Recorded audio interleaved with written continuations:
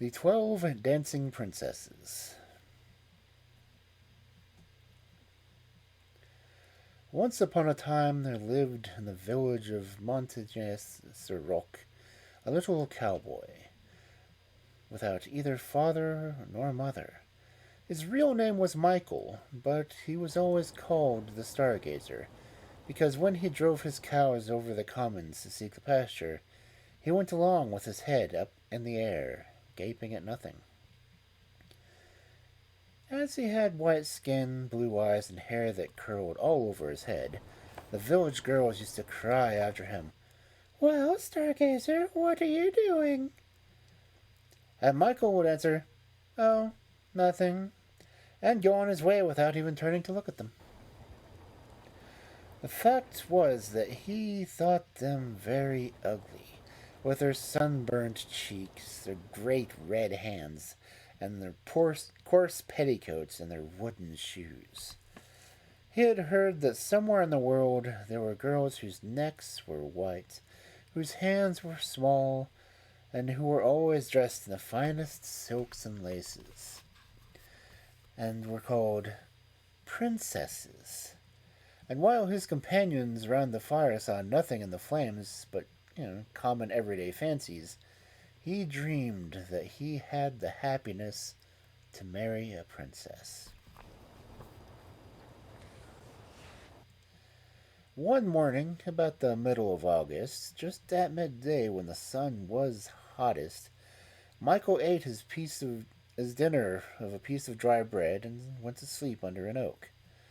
And while he slept, he dreamt that there appeared before him a beautiful lady, dressed in a robe of cloth of gold, who said to him, "Go to the castle of Belle, and there you shall marry a princess."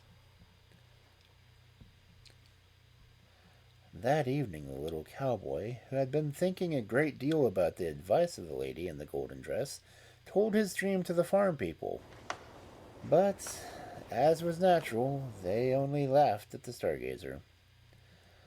The next day, at the same hour, he went to sleep again under the same tree. The lady appeared to him a second time, and said, "Go to the castle of Belle, and you shall marry a princess." In the evening, Michael told his friends that he had dreamed the same dream again, but they only laughed at him more than before. "Never mind," he thought to himself. "If the lady appears to me a third time, I will do what she tells me." The following day, the same astonishment of the village. About 2 o'clock in the afternoon, a voice was heard singing, "Riley-o, Riley-o, how the cattle go."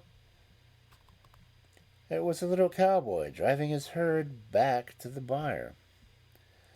The farmer began to scold him furiously, but he answered quietly, "I'm going away." He made his clothes into a bundle and said goodbye to all his friends, and boldly set out to seek his fortunes. There was a great excitement through all the village, and on top of the hill the people stood holding their sides, laughing, as they watched the Stargazer trudging bravely along the valley with his bundle at the end of a stick. It was enough to make anyone laugh, certainly.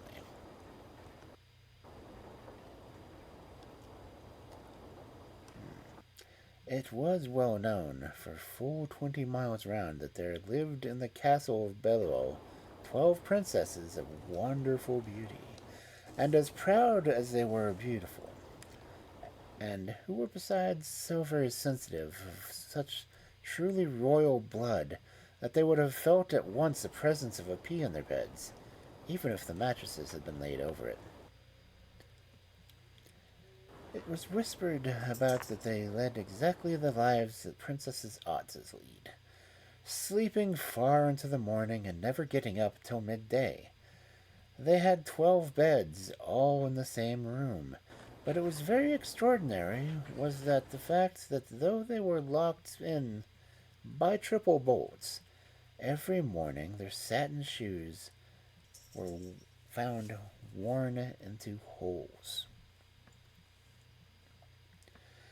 When they were asked what they had been doing all night, they always answered that they had been asleep. And indeed, no noise was ever heard in the room, yet the shoes could not wear themselves out alone. At last, the Duke of Belial ordered the trumpet to be sounded and a proclamation to be made that whoever could discover how his daughters wore out their shoes should choose one of them for his wife. On hearing the proclamation, a number of princes arrived at the castle to try their luck. They watched all night behind the open door of the princesses, but when the morning came, they had all disappeared, and no one could tell what had become of them. When he reached the castle, Michael went straight to the gardener and offered his services. Now, it happened that the garden boy had just been sent away, and though the stargazer did not look very sturdy, the gardener agreed to take him, as he thought the pretty face and golden curls might please a princess. The first thing he did was tell him that when the princesses got up, he was to present each one with a bouquet. And Michael thought that if he had nothing more unpleasant to do than that, he should get on very well.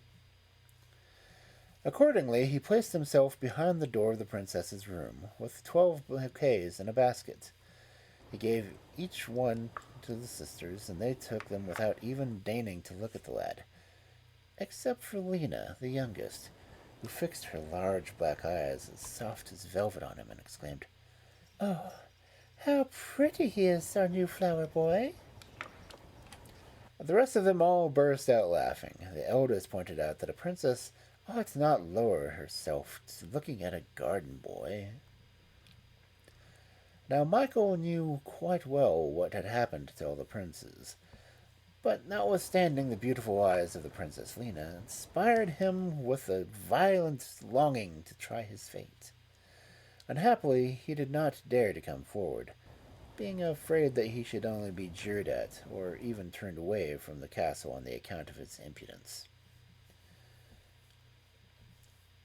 Nevertheless, the stargazer had another dream. The lady in the golden dress appeared to him once more, holding in one hand 2 young laurel trees, a cherry laurel and a rose laurel, and in the other hand a little golden rake, a little golden bucket, and a silken towel. She thus addressed him: "Take these 2 laurels and their 2 large pots, rake them over with the rake, and water them with the bucket, and wipe them with the towel. When they have grown as tall as a girl of 15, say to each of them, 'My beautiful laurel, with the golden rake I have raked you, with the golden bucket I have watered you, and with the silken towel I have wiped you.'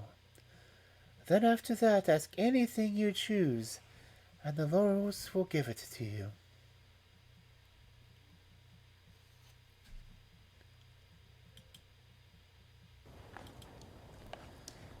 Michael thanked the lady in the golden dress, and when he woke he found the 2 laurel bushes beside him. So he carefully obeyed the orders he had been given by the lady. The trees grew very fast, and when they were as tall as a girl of 15, he said to the cherry laurel, "My lovely cherry laurel, with the golden rake I have raked thee, and with the golden bucket I have watered thee, and with the silken towel I have wiped thee. Teach me how to become invisible." Then there instantly appeared on the laurel a pretty white flower, which Michael gathered and stuck into his buttonhole. That evening, when the princesses went upstairs to bed, he followed them barefoot, so that he might make no noise, and hid himself under one of the 12 beds, as not to take up much room. The princesses began at once to open their wardrobes and boxes. They took out of them the most magnificent dresses, which they put on before their mirrors, and when they had finished, turned themselves all around to admire their appearances. Michael could see nothing from his hiding place, But he could hear everything, and he listened to the princesses laughing and jumping with pleasure.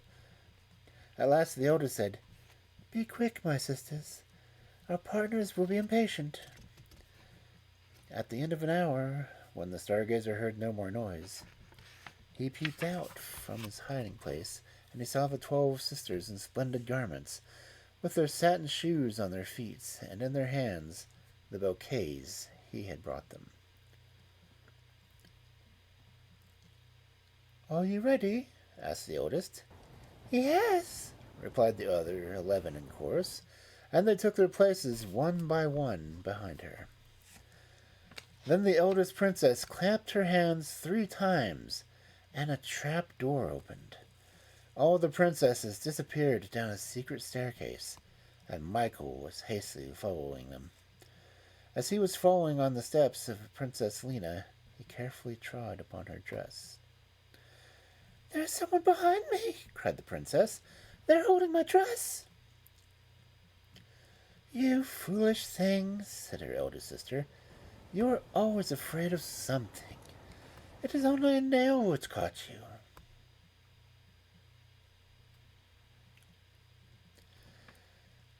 They went down, down, down, till at last they came to a passage with a door at one end, which was only fastened with a latch. The eldest princess opened it, and they found themselves immediately in a lovely little wood, where the leaves were spangled with drops of silver which shone in the brilliant light of the moon. They next crossed another wood, where the leaves were sprinkled with gold, and after that another still, where the leaves glittered with diamonds. At last the stargazer perceived a large lake, and on the shore of the lake were 12 little boats with awnings, in which were seated 12 princes, who, grasping their oars, awaited the princesses. Each princess entered one of the boats, and Michael slipped into the boat which held the youngest. The boats glided along rapidly, but Lena's, from being heavier, was always behind the rest. "We never went this slowly before," said the princess. "What can be the reason?" "I don't know," answered the prince. "I assure you I am rowing as hard as I can." On the other side of the lake, the garden boy saw a beautiful castle, splendidly illuminated, whence came the lively music of fiddles, kettle drums, and trumpets. In a moment they touched land, and the company jumped out from the boats, and the princes, after having securely fastened their boats, gave their arms to the princesses and conducted them into the castle. Michael followed and entered the ballroom in their train. Everywhere were mirrors, lights, flowers, and damask hangings.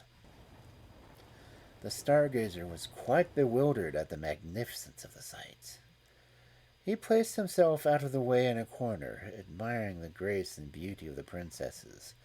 Their loveliness was of every kind. Some were fair, some were dark, some had chestnut hair, or curls darker still, and some had golden locks. Never were so many beautiful princesses seen together at one time, but the one whom the cowboy thought was the most beautiful and the most fascinating was a little princess with the black velvet eyes. With what eagerness she danced! Leaning on her partner's shoulder, she was swept by like a whirlwind. Her cheeks flushed, her eyes sparkled, and it was plain that she loved dancing better than anything else. The poor boy envied those handsome young men with whom she danced so gracefully, but he did not know how little reason he had to be jealous of them. The youngest men were really the princes, who, to the number of 50 at least, had tried to steal the princess's secret. The princesses had made them drink something of a philtre, which froze the heart and left nothing but the love of dancing.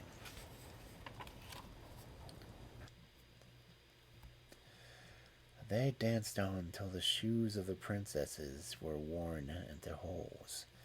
When the cock crowed the third time, the fiddle stopped, and a delicious supper was served by Negro boys, consisting of sugared orange flowers, crystallized rose leaves, powdered violets, cracknels, wafers, and other dishes which are, as everyone knows, the favorite food of princesses.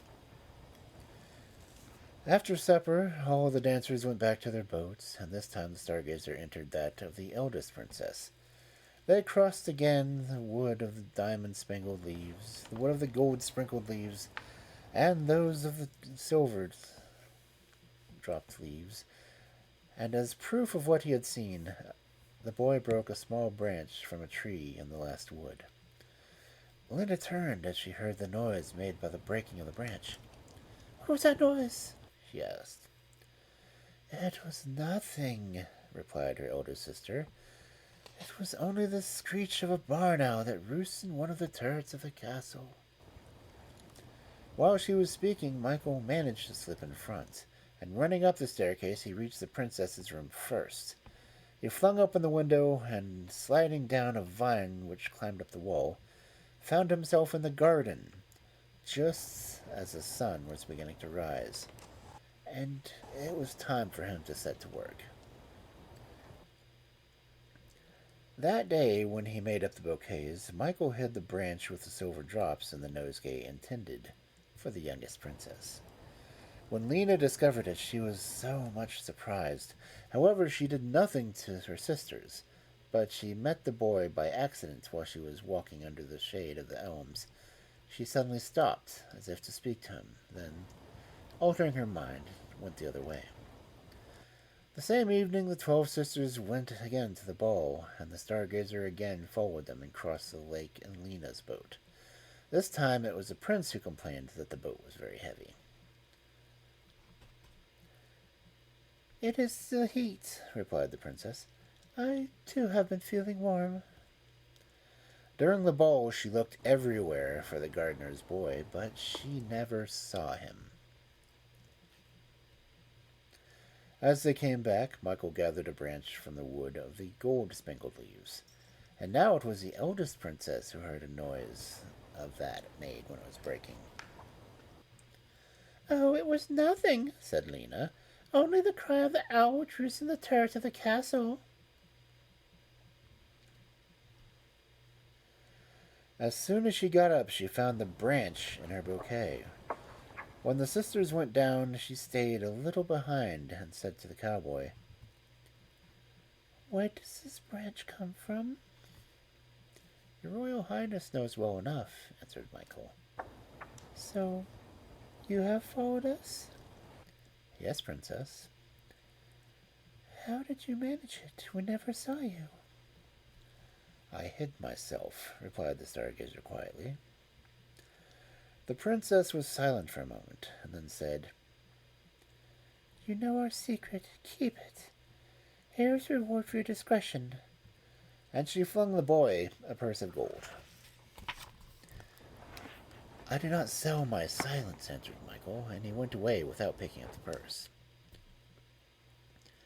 For 3 nights, Lena neither saw nor heard anything extraordinary.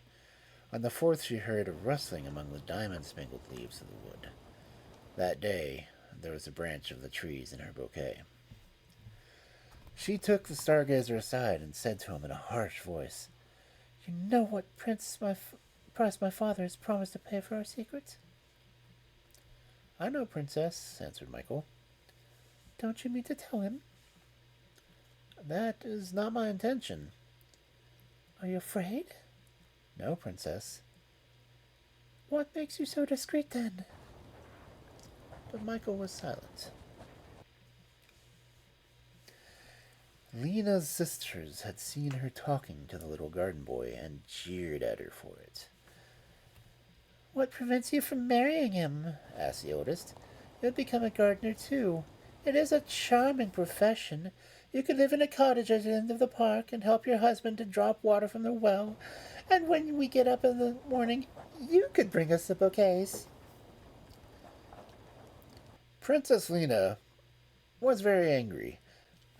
When she saw a stargazer presented her the bouquet, she received it in a disdainful manner. Michael behaved most respectfully. He never raised his eyes to her, but nearly all day she felt him at her side without ever seeing him. One day she made up her mind to tell everything to her eldest sister. "What?" she said. "This rogue knows our secret, and you never told me. I must lose no time in getting rid of him." "But how?" "Why, by having him taken to the tower with the dungeons, of course." For this was the way in old times beautiful princesses got rid of people who eat too much. But the astonishing part of it was that the youngest sister did not seem at all to relish this method of stopping the mouth of the gardener boy, who, after all, had said nothing to their father. It was agreed that the question should be submitted to the other 10 sisters. All were on the side of the eldest. Then the youngest sister declared that if they laid a finger on the little garden boy, she would go herself to tell their father the secret of the holes of their shoes. At last it was decided that Michael should be put to the test, that they would take him to the ball, and at the end of supper would give him the philtre, which was to enchant him like the rest. They sent for the stargazer and asked him how he had contrived to learn their secret, but still he remained silent. Then, in commanding tones, the elder sister gave him the order they had agreed upon. He only answered, "I will obey." He had really been present and visible at the council of the princesses, and had heard it all, but he had made up his mind to drink the philtre and sacrifice himself to the happiness of she he loved. Not wishing, however, to cut a poor figure at the ball by the side of the other dancers, he went once to the laurels and said, "My lovely rose laurel, with a golden rake I have raked thee, with a golden bucket I have watered thee, and with a silken towel I have dried thee. Dress me like a prince."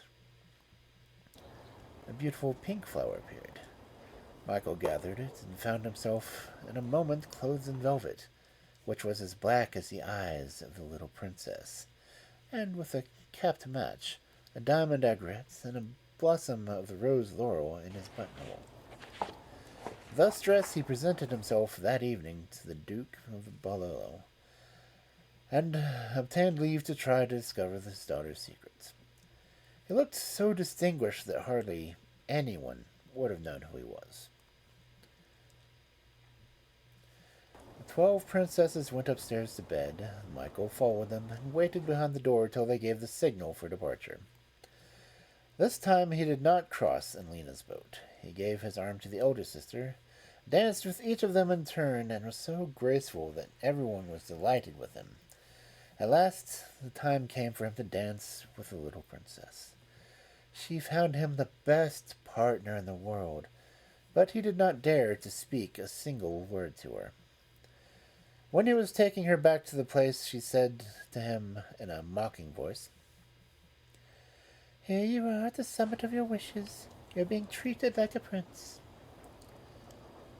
"Don't be afraid," replied the stargazer gently. "You shall never be a gardener's wife." The little princess stared at him with a frightened face, and he left her without warning and without an answer. When the slippers were worn through, the fiddle stopped, the negro boys set the table. Michael was placed next to the eldest sister and opposite the youngest. They gave him the most exquisite dishes to eat and the most delicate wines to drink, and in order to turn his head more completely, compliments and flattery were heaped on him from every side. They gave him... but he took care not to be intoxicated, either by wine or by compliments. At last the elder sister made a sign, and one of the pages brought him a large golden cup. "The enchanted castle has no more secrets for you," she said to the stargazer. "Let us drink to your triumph." He cast a lingering glance at the little princess, and without hesitation lifted up the cup. "Don't drink!" suddenly cried out the little princess. "I would rather marry a gardener." And she burst into tears. Michael flung the contents of the cup behind him, sprang over the table, and fell at Lena's feet. The rest of the princes fell likewise at the knees of the princesses, each of whom chose a husband and raised him to her side. The charm was broken. The 12 couples embarked in the boats, which crossed back many times in order to carry all the other princes. Then they all went through woods, and when they all passed the door to the underground passage, a great noise was heard, as if the enchanted castle was crumbling to the earth. And they went straight to the room of the Duke of Belleville, who had just awoken. Michael held his hand the golden cup, and he revealed the secret of the holes in the shoes. "Choose then," said the Duke, "whichever you prefer." "My choice is already made," replied the garden boy, and he offered his hand to the youngest princess, who blushed and lowered her eyes. Princess Lena did not become a gardener's wife. On the contrary, it was a stargazer who became a prince. But before the marriage ceremony, the princesses insisted that her lover should tell her how he came to discover the secrets. So he showed her the 2 laurels which had helped him, and she, like a prudent girl, thinking they gave him too much advantage over his wife, cut them off at the root and threw them in a fire. And this is why the country girls go on singing, "Nos leons plus de bois, les flowers sont copieuses," and dancing in summer by the light of the moon.